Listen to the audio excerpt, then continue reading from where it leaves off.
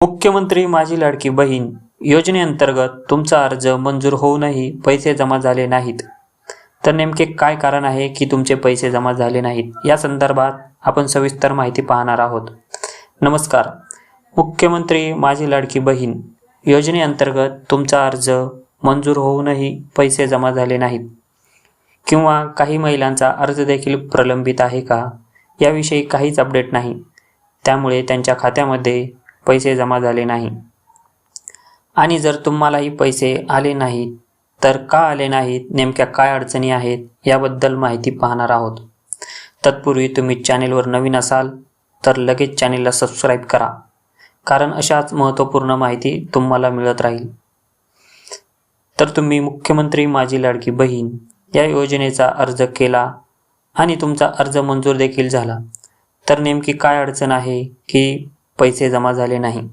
अर्ज तर पूर्णपणे बरोबर भरला आहे, आधार कार्ड इतर कागदपत्रे अपलोड केले असूनही पैसे जमा झाले नाहीत. बँकेचे पासबुक देखील अपलोड केले आहे, तरी देखील पैसे जमा झाले नाही. 29 ऑगस्टपासून पैसे जमा होण्यास सुरुवात देखील झाली आहे आणि ज्यांचे अर्ज मंजूर आहेत आणि आधार सीडिंग आहे त्यांना 29 ऑगस्टपासून पैसे जमा होण्यास सुरुवात झाली.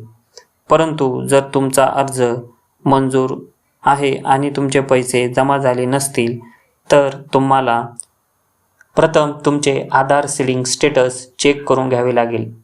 आणि जर तुम्हाला आधार सीडिंग स्टेटस चेक कसे करायचे माहीत नसेल तर आधार सीडिंग स्टेटस चेक कसे करायचे हा व्हिडिओ आपल्या चॅनेलवर टाकलेला आहे. चॅनेलवर जाऊन तुम्ही पाहू शकता.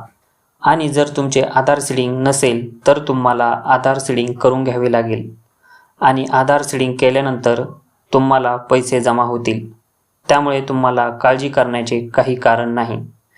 आता तुमच्या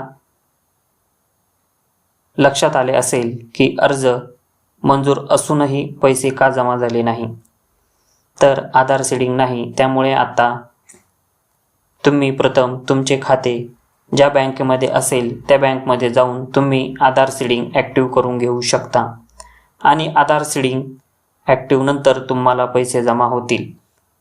अशाच महत्त्वपूर्ण माहितीसाठी आत्ताच आपल्या चॅनेलला सबस्क्राईब करा आणि बेल आयकॉन प्रेस करून ऑल नोटिफिकेशन ऑन करा, जेणेकरून अशाच महत्त्वपूर्ण अपडेट तुम्हाला मिळत राहतील. धन्यवाद.